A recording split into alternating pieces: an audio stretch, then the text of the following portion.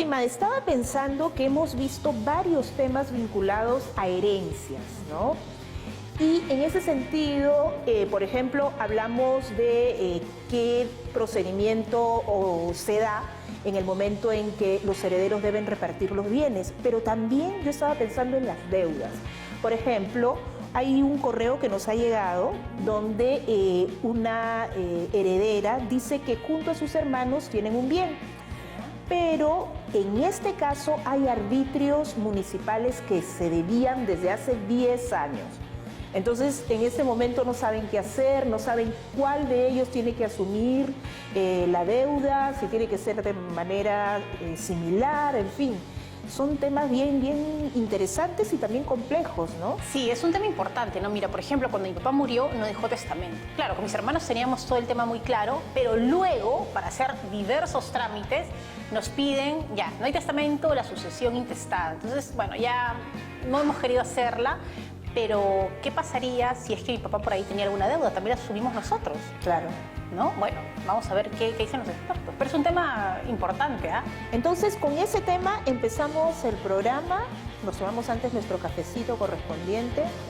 Hay que pedir a producción un paco de chicharrón y... Listo. Ahorita te lo traen, ¿ah? Ahorita, o sea que ahorita. Al toque nos traen todo. Perfecto, empezamos entonces. Primer tema, entonces.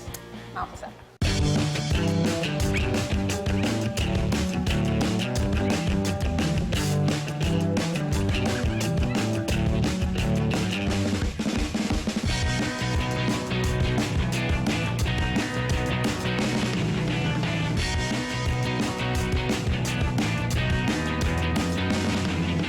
Que nos ha escrito Sonia, estaba viendo, por ejemplo, información que dice que por no declarar el impuesto predial dentro del plazo establecido de la norma, se impone una multa de acuerdo a lo que significa el predio, ¿no? De acuerdo a los montos, al costo del mismo. Entonces, sin duda, Sonia va a tener que conocer más detalles sobre esta deuda que tiene el inmueble, ¿no? El inmueble que sus padres heredaron a ella y sus hermanos. Entonces, yo voy a ver qué especialista sería el adecuado o la adecuada para poder darnos información y orientación a nuestra televidente. Está perfecto, porque mira, yo acá también tengo ya otro tema.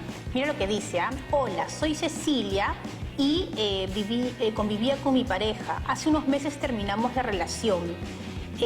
Pero esta relación terminó porque siempre fui maltratada psicológicamente y sin embargo, a pesar que ya no vivimos juntos, me sigue atormentando, me manda mensajes y siempre me está amenazando. ¿Podrían ayudarme y averiguar cómo tramitar algún tipo de orden de restricción? Terrible, ¿no? Y lamentablemente no es un caso poco común. Sí, así que mira, justamente del estudio Linares hay una abogada que es experta en el tema, es Alexandra Vargas Gómez, y le he contactado para que nos ayude. Me dice que, por supuesto, la ley la protege, pero le he pedido que venga para entrevistarla y tener las cosas mucho más claras, no solamente para Cecilia, sino para tantas mujeres que están viviendo esto, ¿no? Sí, por cuestiones de seguridad, por evitar cualquier hecho lamentable. Va a ser muy importante este tema para orientar a muchas mujeres. Muy bien, entonces me voy a entrevistar a Alexandra Vargas para que nos dé mayores detalles de este caso. Perfecto. Yo sigo viendo a quién entrevistar. Listo.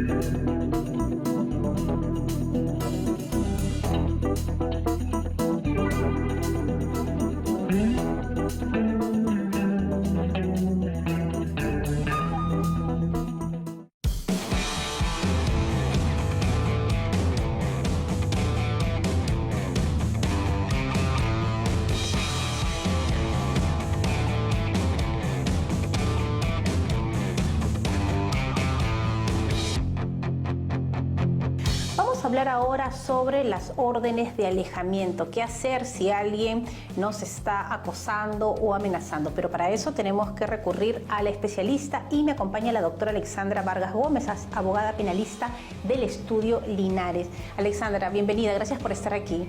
Hola Fátima, muchas gracias por la invitación, es un gusto poder acompañarte hoy. Tenemos un caso que te lo quiero compartir y es el de Cecilia. Nos dice, bueno, yo soy una joven que tenía una pareja con la cual convivía y hace unos meses hemos terminado la relación. Terminamos porque me maltrataba psicológicamente y siempre tengo temor que se acerque a mí, puesto que me llama y me manda mensajes amenazantes. ¿Me podrían ayudar? ¿Cómo puedo tramitar algún tipo de orden de restricción? ¿Por dónde tendría que empezar, Cecilia? Sería importante saber si Cecilia ha interpuesto alguna denuncia en la comisaría o fiscalía del sector por estos hechos que estás denunciando. Así sea violencia psicológica, es importante que quede registrado el daño para que se le pueda brindar la ayuda necesaria. Acá también es importante recordar que en nuestro país existe lo que se conoce como Centro de Emergencia Mujer, CEM, que está en la mayoría de las comisarías donde ella puede acudir y le pueden brindar ayuda tanto de abogados como ayuda de psicólogos que la pueden orientar en este proceso que de todas maneras es difícil para ella, ¿no? Entonces, lo primero que debería de hacer es poner una denuncia. Bueno, ya está separada, pero cuando uno está en la convivencia y si se da este maltrato, es importante denunciarlo. Es muy importante denunciar para que la comisaría pueda tener conocimiento de esto. Y dependiendo del riesgo en el que se encuentra la víctima, la mujer, en este caso Cecilia, esta comisaría tiene que oficiar al juzgado de familia para que el juzgado de familia sea el encargado de dictar las medidas de protección, entre las cuales puede estarle una orden de alejamiento.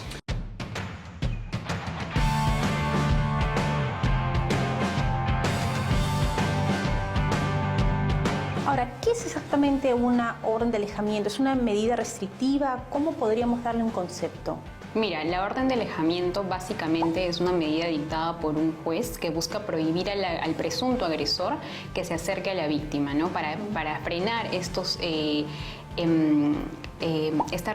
daño que puede estar causándole a la víctima, ¿no? Esta vulneración de sus derechos, de su tranquilidad, básicamente, como indicaba Cecilia con los mensajes o el acoso que está viviendo, ¿no? ¿Y en qué otras situaciones uno puede solicitar esta medida? También puede ser por acoso sexual, acoso simplemente, hostigamiento, en casos de tentativa de violación sexual, en casos de agresiones físicas, en todos estos casos que puedan poner en riesgo la integridad de una mujer o de una víctima en general, se van a poder solicitar estas medidas. ¿Y uno necesita qué para poder presentar esta solicitud? Porque, a ver, puede ser en un centro laboral, puede ser un vecino, bueno, y también hay vecinas hacia los hombres y los centros laborales hacia a los compañeros, pero ¿cómo lo evidencias? O sea, ¿cómo presentas este caso? Tienes que recurrir, como te comentaba, a la comisaría del sector, aunque también podrías hacerlo directamente en la Fiscalía de Violencia contra la Mujer, porque en nuestro país ya hay fiscalías especializadas en este tema. También sería importante que se pueda recurrir y se pueda buscar el apoyo, como te comentaba, del Centro de Emergencia Mujer, para que ellos tomen conocimiento del caso y le den impulso, porque como sabemos todos, a veces nuestra justicia es un poco lenta y lo que no queremos es que llegue tarde, ¿no? Muy bien, vamos a hacer una pequeña pausa y vamos a regresar para seguir conversando cuáles son esos pasos si es que hay alguna víctima que nos está viendo y necesita tener una orden de alejamiento. Ahorita volvemos.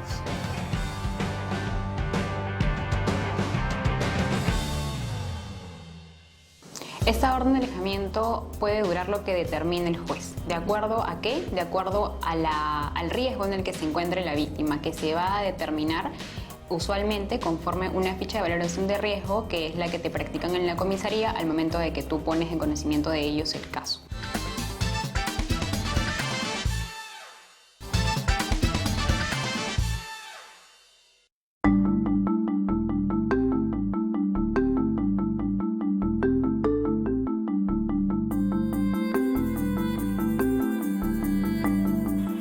¿Sabías que puedes utilizar tu DNI vencido o a punto de vencer hasta el 31 de diciembre? Esto gracias a la prórroga otorgada por el Registro Nacional de Identificación y Estado Civil, RENIEC. Esta medida busca visibilizar y garantizar el acceso de los titulares de DNI caducos a los servicios administrativos, judiciales, civiles y en general para todos aquellos trámites donde deban presentarlos.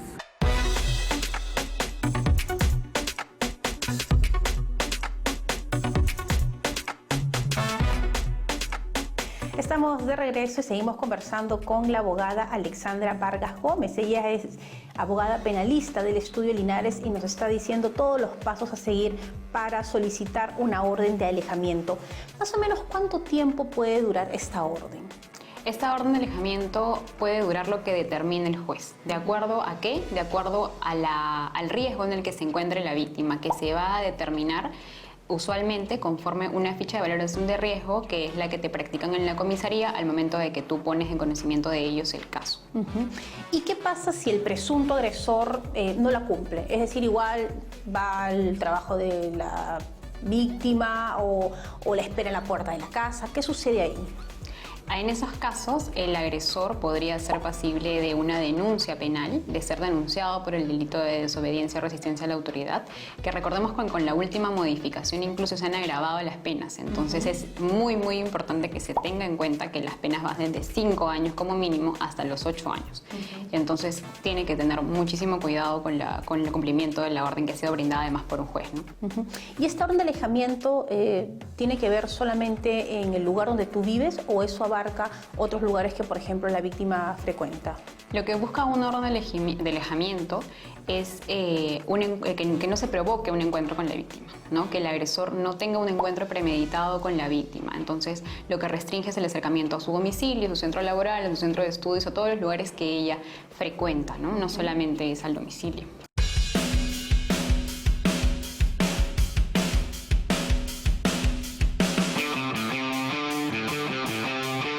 En el caso de parejas que, por ejemplo, están con un régimen de visita, con el tema de los niños, ¿qué pasa ahí? En esos casos el régimen de visitas queda suspendido porque se entiende que hay un riesgo para la madre de que esto se lleve a cabo. Entonces se busca alguna alternativa, pero esperando un tiempo prudencial que el riesgo pueda ser controlado o disminuido, ¿no? Pongamos que este posible agresor deja de molestar, desaparece, no sé si a otro país. ¿Uno puede retirar esta orden de alejamiento? ¿Cuáles son los pasos a seguir? Bueno, en el caso de la orden de alejamiento, como te decía, es parte de unas medidas de protección. Entonces, la primera opción es que esas órdenes de alejamiento hayan sido dictadas de manera, digamos, infundada, ¿no? Entonces, el agresor tiene la posibilidad de apelar y que éstas sean retiradas por el mismo juez. Pero si la víctima decide solicitar el retiro de las medidas de protección, eso es un poco difícil, porque debemos entender que en los casos de violencia contra la mujer, lo que frecuentemente sucede es que la mujer entra en un ciclo de la violencia donde tiene una etapa de reconciliación con su agresor, donde es donde decide ella de retirar la denuncia, retirar todo lo que ha iniciado y todas las acciones que están contribuyendo a su tranquilidad o a proteger sus derechos. Y entonces el juez tiene que valorar mucho eso, porque cuando se retiran las medidas de protección, la mujer realmente queda, desprotegida. Entonces lo que sucede es que regresan ya a querer volver a denunciar, a volver a iniciar las medidas de protección y muchas veces ya en estos casos es muy tarde, ¿no? Claro, porque la justicia protege a esta posible víctima así pase por este periodo. Exacto. Ahora, específicamente para Cecilia, ¿cuál sería la recomendación? Nos has dicho que primero poner la denuncia, sino que cuesta mucho, ¿no? Nos da como que vergüenza, total, ya no estoy con esta persona, pero él la sigue llamando, le sigue mandando mensajes amenazadores. ¿Debe guardar los mensajes? ¿Qué debe seguir luego de la denuncia? Es muy importante que para interponer la denuncia ella pueda tener algún sustento, ¿no?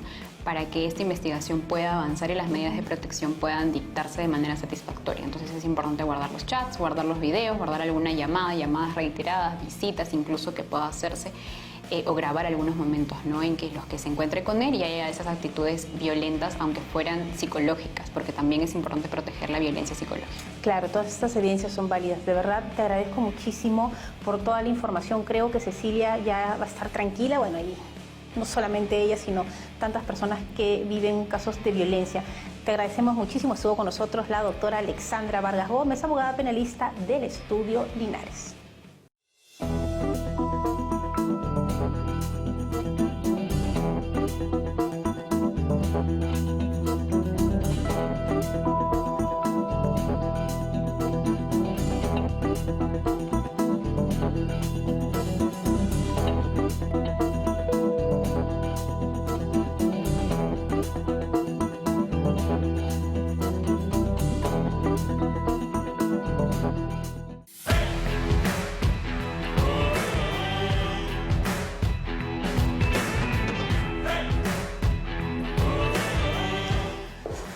Bueno, Sofía, tengo el caso resuelto. ¿Qué tal? ¿Cómo te fue? Cuéntame los detalles.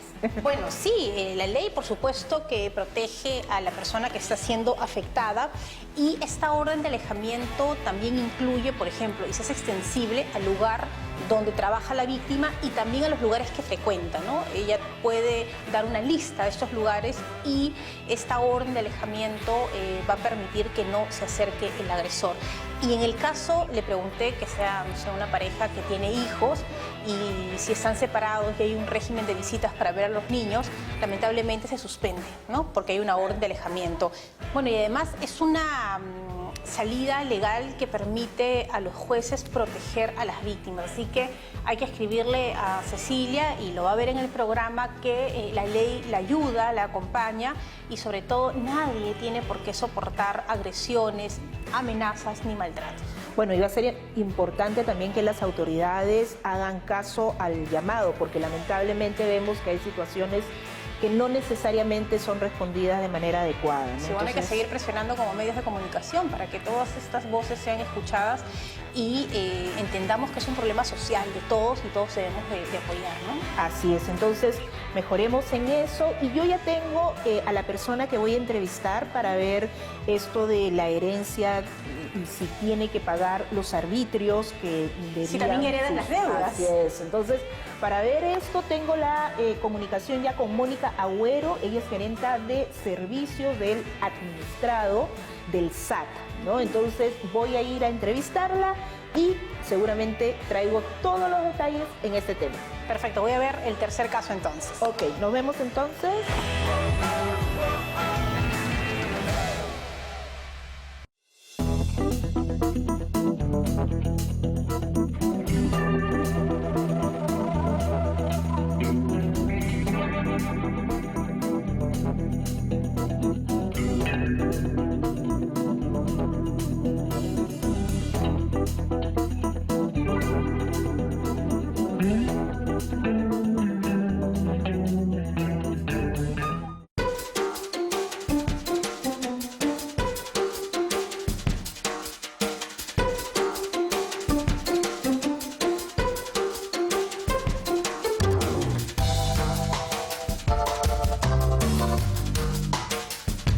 Estamos en el Servicio de Administración Tributaria de Lima, SAT, y vamos a hablar específicamente sobre los arbitrios y cuando estos son parte de la herencia de un inmueble. Como habíamos conversado ya con Fátima, vamos a conversar con Mónica Agüero, ella es gerenta de servicios al administrado del SAT y ya la tenemos acá. ¿Cómo está? Bienvenida a Caso por Caso.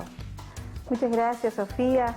Gracias en representación del SAT por permitirnos brindar a los ciudadanos, a los contribuyentes, estos temas que son de suma importancia para nosotros y para ellos, que sea de su conocimiento. Sí, para nosotros también es muy importante y si bien es cierto tenemos un caso puntual, quisiéramos primero conocer cómo debemos efectuar el pago de los arbitrios, ¿no? Porque muchas veces no necesariamente le ponemos la atención correspondiente. Entonces, hablemos en términos generales de esto y cómo se presenta en Lima, por ejemplo, el comportamiento de los vecinos y vecinas. Los arbitrios nosotros, como administración tributaria, los determinamos cada inicio de año, ¿no? O sea, hacemos toda una preparación para poder remitir la cartilla tributaria que es notificada a cada uno de los ciudadanos. En este caso, como estamos hablando de arbitrios municipales, es solamente de la jurisdicción del Cercado de Lima. Entonces, notificamos los arbitrios y ahí se indica también las fechas de vencimiento. Son de manera trimestral, ¿no? Están obligados los contribuyentes de arbitrios a pagar de manera trimestral y bueno, nosotros esperamos que ellos paguen de manera puntual, ¿no? En las fechas de vencimiento, ¿no? Caso contrario, bueno, ya se generan los intereses y las demás cobranzas.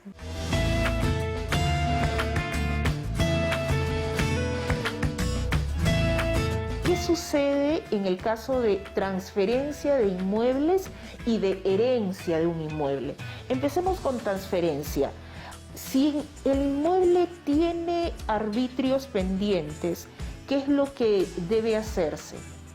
A ver, si estamos hablando de una transferencia, una transmisión en razón del fallecimiento del contribuyente en sí, entonces en este caso, cuando, de acuerdo al Código Tributario, al Código Civil, cuando fallece una persona, todos sus bienes, sus deudas, sus obligaciones se van a transmitir a los herederos, ¿no? Entonces ellos van a ser responsables de esa deuda, por supuesto con el límite del valor de los bienes, ¿no? Nada más. Entonces, los herederos tienen dos obligaciones que cumplir. La obligación formal, que es la de declarar, ¿no? Registrar sus predios de acuerdo a sus alícuotas, es decir, sus partes, porque los herederos pueden heredar algún porcentaje. Entonces, tienen la obligación de declarar, ¿no? La segunda obligación, cuando ya presentan la declaración jurada, se va a generar sus deudas tributarias que pueden ser el impuesto predial y los arbitrios. Entonces, la segunda obligación del heredero es la de el pago, el asumir su obligación tributaria de pago de los arbitrios municipales, ¿no? Eso es lo que sucede. Ahora, si tenemos deudas del fallecido, ¿no? Del contribuyente que ya falleció, entonces los herederos también están en la obligación de asumir esas deudas. Por ejemplo, el caso de Susan es el siguiente, ¿no? Ella tiene 4 hermanos y la herencia ante la muerte de sus padres de un inmueble. Tienen 10 años de ausencia de pago de arbitrios y recién se han enterado. ¿Cómo tendría que hacerse en este caso? Ellos también han heredado la deuda, entonces. Así es. Ellos, los herederos son responsables solidarios de la deuda que haya generado su causante, vale decir, el contribuyente fallecido, ¿no? Entonces, ellos, si son 4 herederos, tendríamos que tener el documento de declaratoria de herederos, el documento de donde se establecen ya los porcentajes de propiedad que hereda cada uno, y según esos porcentajes, cada uno de ellos va a tener que venir a la administración tributaria, en este caso el SAT, para declarar su porcentaje, ¿no? Declarará su porcentaje y respecto a eso se le generará sus propios tributos, ¿no? Sin embargo, respecto de la deuda anterior que me mencionas, como 10 años, ¿no? La administración tributaria, el SAT, ha realizado la cobranza, ha realizado las notificaciones correspondientes, ¿no? Entonces, esa deuda está viva, esa deuda se debe cobrar y quienes asumen en este caso son los responsables solidarios, que en este caso son los herederos, ¿no? Vamos a hacer el detalle de qué procede, ¿ya? Pero tenemos que hacer una pausa y volvemos con más aquí en Caso por Caso. Ya saben, estamos hablando sobre los arbitrios y específicamente sobre cómo se asumen las deudas en caso de herencia. Volvemos.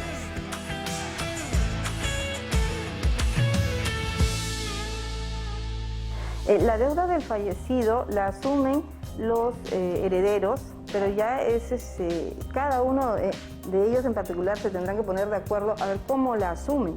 Pueden ser en sus propios porcentajes, sin embargo la administración tiene la facultad de cobrar a cualquiera de ellos el total.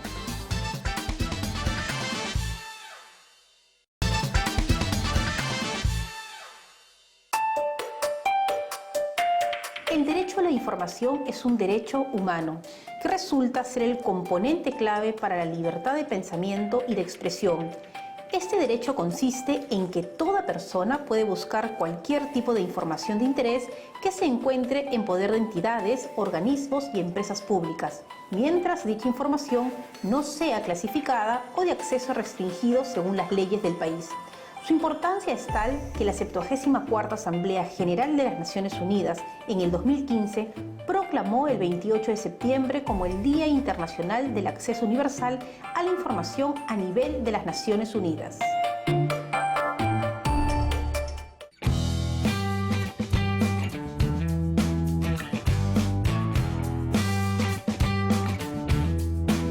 Seguimos aquí en el SAT, el Servicio de Administración Tributaria de Lima, conversando con Mónica Agüero, gerenta de servicios al administrado precisamente de esta institución, y hemos iniciado ya la conversación sobre lo que debe hacer Susan y sus hermanos con respecto a la deuda de arbitrios.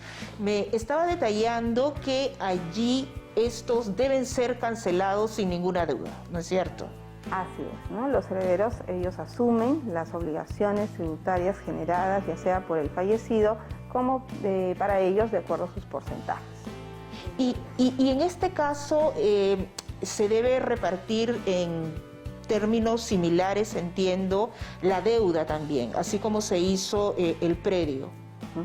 La deuda del fallecido la asumen los herederos, pero ya es cada uno de ellos en particular se tendrán que poner de acuerdo a ver cómo la asumen. Pueden ser en sus propios porcentajes, sin embargo la administración tiene la facultad de cobrar a cualquiera de ellos el total. Interesante, porque finalmente aquí lo que se tiene es que garantizar sobre todo el pago oportuno, ¿no? Porque tener una acumulación de deuda siempre va a ser más complejo el pago. Así es, sí, porque cuando no pagamos de manera puntual se empiezan a generar los intereses y estos son de manera diaria, ¿no? Generamos intereses, más adelante los procesos, pueden haber procesos coactivos, los cuales también tienen sus propios gastos, cosas, entonces la deuda se incrementa innecesariamente, ¿no? Sí, ahí es importante que los ciudadanos hagan un esfuerzo para cumplir con sus obligaciones tributarias, estas son establecidas por ley. No hay forma de que podamos evadirlas. Entonces, en determinado momento se va a realizar la cobranza no solo del tributo, sino de todos los intereses, gastos, costas que puedan haber generado por el pago fuera de tiempo, ¿no?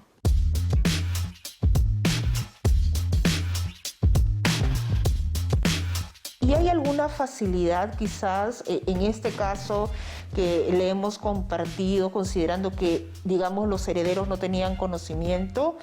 En cuanto a facilidades, sí, nosotros tenemos facilidades para los contribuyentes, no solo, como te menciono, para aquellos que adquieren por herencia, sino para cualquier contribuyente que haya adquirido sus predios en el Cercado de Lima y que no haya tenido la facilidad, no haya podido cumplir con sus obligaciones, ¿no? Ya sea porque tuvo algún inconveniente o, bueno, de manera incluso hasta intencional, ¿no? Hay personas que no tienen la idea de cumplimiento de obligación. Pero para todos ellos, en la medida que sus deudas a veces crecen, se les da facilidades. Tenemos fraccionamientos que podemos otorgarles, pueden pagar en diversas cuotas, dependiendo de la deuda, de la antigüedad de la misma. También hay compromisos de pagos. Estos son compromisos entre la administración y el ciudadano para establecer fechas de pago, ¿no? Y de acuerdo al cumplimiento también nosotros vemos la intención de pago del ciudadano. Es importante, nosotros no estamos para acosar. Sí, no es la idea es facilitar al ciudadano el cumplimiento de sus obligaciones legales, ¿no? Muy bien, algo más que quisiera agregar, quizás darnos la página web a la cual pueden acudir para tener más información sobre este tema. Así es, nosotros tenemos diferentes canales ahora. Nuestra página web es www.sat.gov.pe. En ella van a encontrar, por ejemplo, nuestra agencia virtual, ¿no? Entonces, es fácil identificarla. Hay un icono que dice agencia virtual. En ella se pueden registrar los ciudadanos y a través de esa agencia virtual, cuyo registro es bastante sencillo, van a poder realizar todos los trámites, ¿no? Consultas, sus declaraciones juradas de impuesto predial, de impuesto vehicular, van a poder hacer sus liquidaciones de pago de alcabala, o sea, todos los trámites que están relacionados con la administración y que les van a facilitar a ellos el hecho de no tener que trasladarse, no tener que hacer un gasto de movilidad, ¿no? Y hacerlo durante las 24 horas del día. Muy bien, muchas gracias por haber estado en Caso por Caso. Sabemos que nuestra televidente ya tiene la orientación y seguramente todos quienes nos han visto el día de hoy. Muchas gracias. Gracias, Sofía.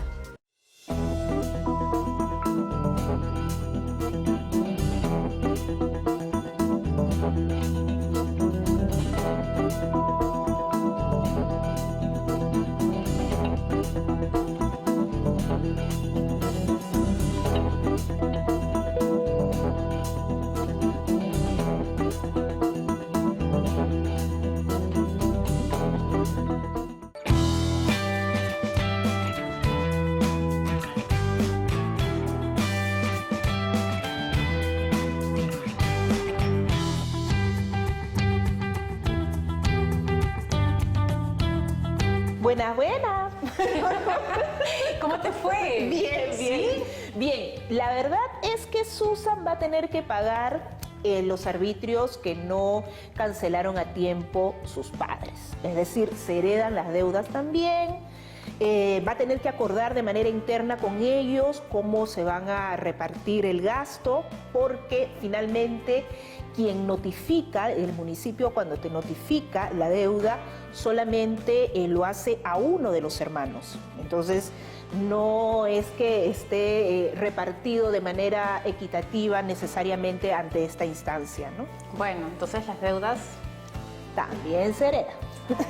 Así que bueno. Bueno, es importante saberlo, ¿no? Porque muchas veces uno está desesperado de repente por heredar o tener un bien que era de nuestros padres, pero hay que saber que también si es que en vida tenía una deuda, vamos a asumir el bien, pero todas las deudas que tenga. Bueno, Sofía, yo estaba viendo aquí el caso de Juan Carlos, que mira lo que dice, ¿ah? Hola chicas, compré un trípode con aro de luz para mis clases virtuales. Cuando llegó a mi casa me di con la sorpresa que faltaban piezas y algunas de ellas estaban en mal estado. He ido a reclamar a la tienda, pero no me aceptan el reclamo porque yo no tenía el comprobante. No es que yo no lo quisiera llevar, solo es que la tienda nunca me lo entregó. ¿Cómo puedo reportar a esta tienda para que finalmente me dé un comprobante y poder quejarme con justa razón y que atiendan mi reclamo? Wow. Claro, o sea, a él, tienda simplemente le vendieron todo, pero no le dieron la boleta de venta, que es lo que garantiza que has comprado ese bien ahí, ¿no? Y él no la pidió tampoco. No la pidió, estaba muy apurado, quería hacer sus clases virtuales y no las pidió. Así que voy a hablar con un especialista ya ahorita mismo para que me explique qué hacer y cuál es la importancia, ¿no? Porque muchas veces somos nosotros los que no pedimos la boleta. No le tomamos la importancia que se debe. A ver, ¿qué me dice? Y te cuento. Ya.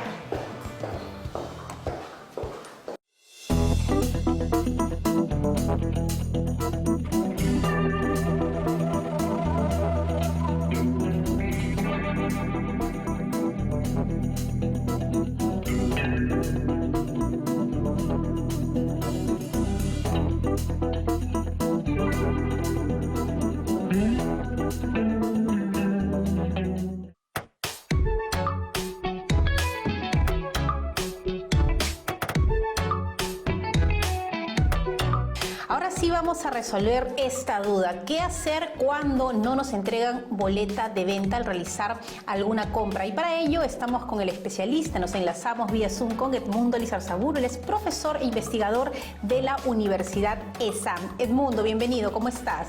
¿Cómo estás, Aiva? Buenas tardes. Un gusto estar acá en tu programa. Edmundo, yo quería comentarte el caso que nos ha llegado y te lo voy a leer. Dice, Juan Carlos compró un trípode con un aro de luz para sus clases virtuales. Cuando llegó a la casa se dio cuenta que le faltaba piezas y que en algunos casos estaban en mal estado. Fue a reclamar a la tienda, pero no aceptaron el reclamo porque no tenía un comprobante. Él quiere saber cómo puede reportar a esta tienda por no haberle dado el comprobante al momento de la compra y ahora no puede reclamar. ¿Qué es una boleta de venta? Porque es un término que siempre hablábamos, la boleta de venta, pero ¿qué es? A ver, en realidad lo que le pasa a Juan Carlos es algo que le pasa a diferentes personas, porque muchas veces o por el apuro o porque X, Y razones uno no pedimos o no se pide la boleta. La boleta de venta, ¿qué es? Es un comprobante, ¿no es cierto?, que las empresas emiten no solamente con el propósito de que el cliente pueda reclamar, sino además con un propósito también tributario, ¿no? Y este documento de alguna manera muestra la información del que vende y además debería tener la información del que compra.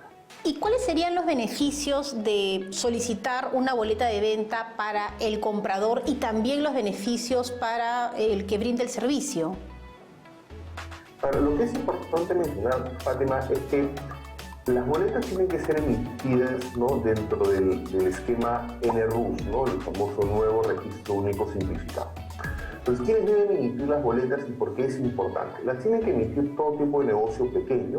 Hay ciertas características en el monto de ventas anual que no debe exceder los 96.000 soles, pero lo importante acá es que el emitir una boleta genera un beneficio no solamente para el reclamo que el ciudadano está mencionando, sino genera un beneficio importante como país porque hay recaudación, es decir, Cuando una entidad, es decir, una bodega, una peluquería, una joyería, una lavandería, un puesto de mercado, entrega una boleta al ciudadano por la compra que ha realizado, ese documento es reportado y se genera lo que es el pago del IGB al Estado. Y como bien sabemos, un Estado vive en función a lo que recauda, ¿no? Y es un componente importante que como ciudadanos debemos entender.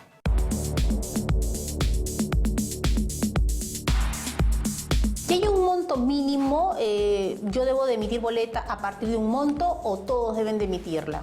A ver, tenemos bandas, ¿no? Cuando es arriba de 700 soles, ¿no? Se debe generar este documento, este comprobante, la boleta, con información del apellido, nombre y el número de documento de identidad. Sin embargo, es importante acotar que cuando de alguna manera las operaciones son por debajo o iguales a 5 soles, es facultad del que compra hacer el pedido del documento, en este caso la boleta de venta, que puede ser electrónica o física, normalmente es física por el monto pequeño. ¿Qué puede hacer Juan Carlos o cualquier ciudadano ante esta falta? O sea, él compró un objeto y simplemente no le dieron la boleta, él salía muy rápido, estaba desesperado por sus clases virtuales y se olvidó. En realidad, yo creo que mucho hacen los temas de empatía. O sea, acá tenemos que llevar dos canales de reclamo. El primer canal es cómo se aproxima a la tienda y le dice, oye, me lo acabas de vender, o sea, no soy otra persona. Claro, cuando va a los 2 o 3 días se hace más complicado. Cuando la situación es de momento, tiene que ser una persona, tiene que hacer un poco de empatía, ¿no? Para poder hacer esta suerte de reclamo. Pero por el otro lado, SUNAT ha establecido un mecanismo, ¿no? Que se llama alerta boleta. Lo que la persona puede hacer no solamente es presentar el reclamo, sino en realidad yo creo que el regulador tiene que hacer un cambio. Si uno ve el propósito de alerta boleta, estamos entrando en el mundo de, oye, si no lo haces te sanciono. Hagamos las cosas a la inversa. O sea, es decir, recompensemos al ciudadano, recompensemos a las empresas. ¿Para qué? Para que la masa tributaria, los aportantes crezcamos. Bueno, Edmundo, te pido unos minutitos, vamos a hacer una pequeña pausa, pero vamos a regresar sobre lo que podemos hacer cuando no nos entregan una boleta de venta. Volvemos.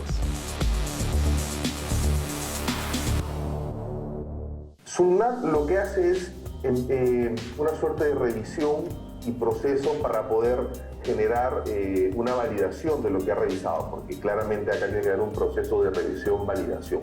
Entonces puede haber desde multas, sanciones o cierre de local, dependiendo de la gravedad, dependiendo de la incidencia.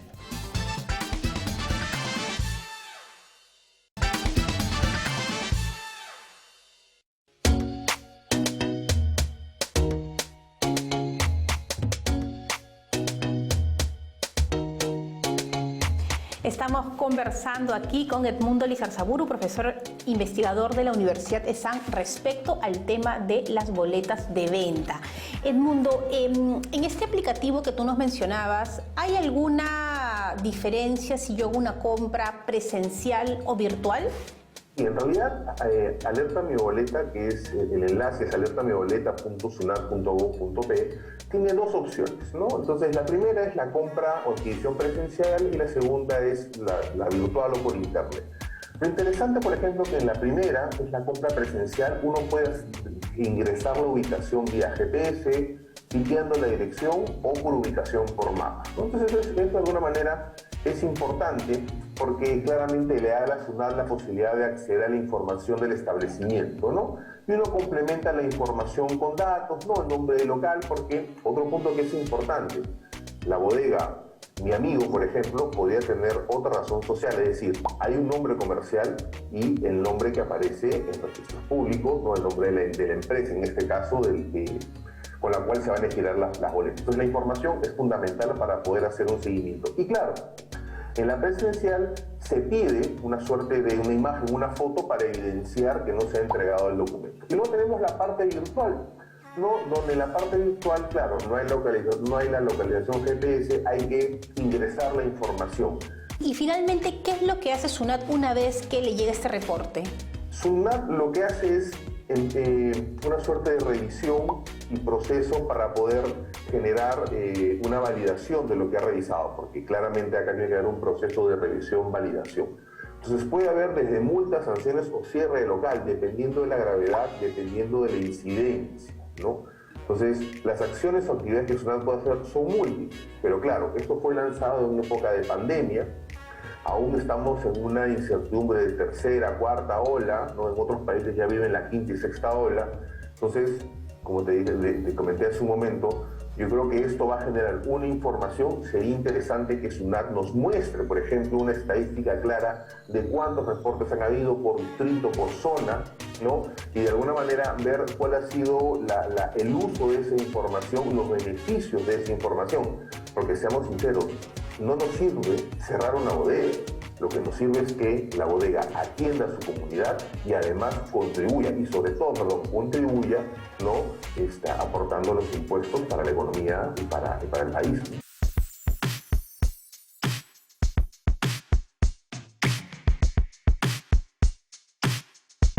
¿Cómo puede hacer Juan Carlos, nuestro televidente que nos ha escrito, para ingresar a este aplicativo de SUNAT?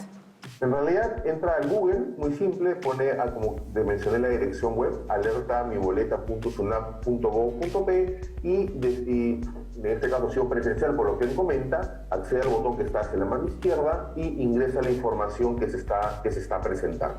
Claro, va a tener que ir al local nuevamente y hacerlo in situ local.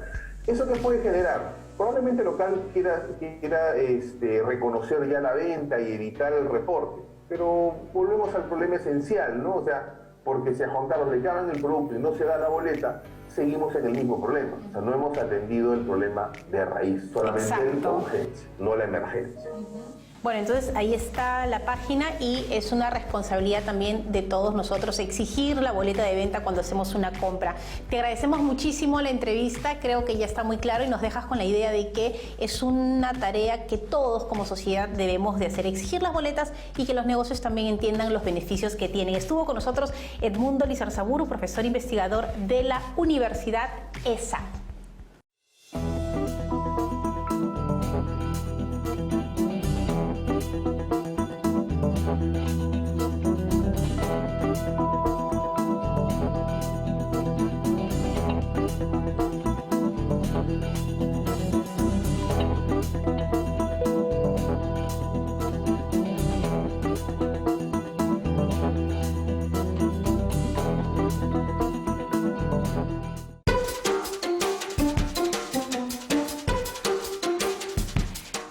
Mostraremos el paso a paso para reportar a los negocios que evaden impuestos en Alerta Mi Boleta.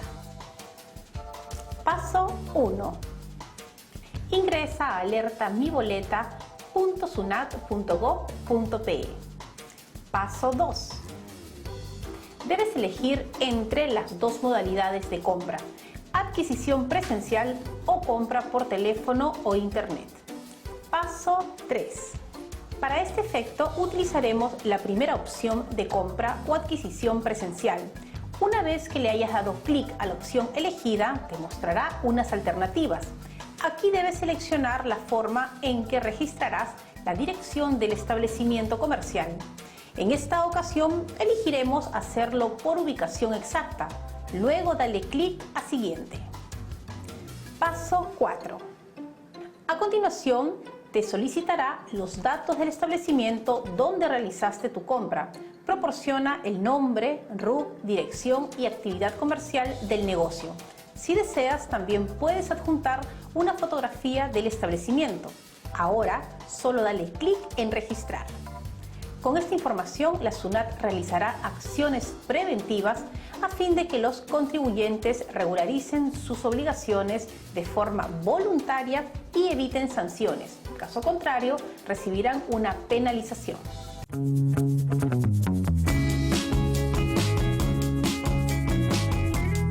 Bueno, Sofi, terminamos el programa de hoy y vamos a recordar algunas ideas principales, como que una orden de alejamiento es una sanción preventiva por la cual a un agresor se le prohíbe residir o acudir al lugar donde hubiera cometido un delito o donde tuviera residencia la víctima.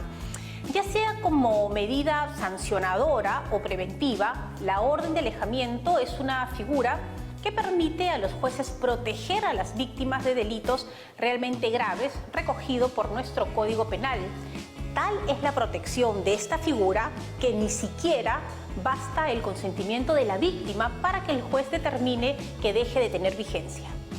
Y tal como señala el Código Civil en el artículo 660, transmisión sucesoria de pleno derecho, a partir de la muerte de una persona, los bienes, derechos y obligaciones que constituyen la herencia se transmiten a sus sucesores, es decir, los arbitrios, en caso de mantener una deuda de la persona que los ha heredado, también deben ser asumidos por el nuevo propietario.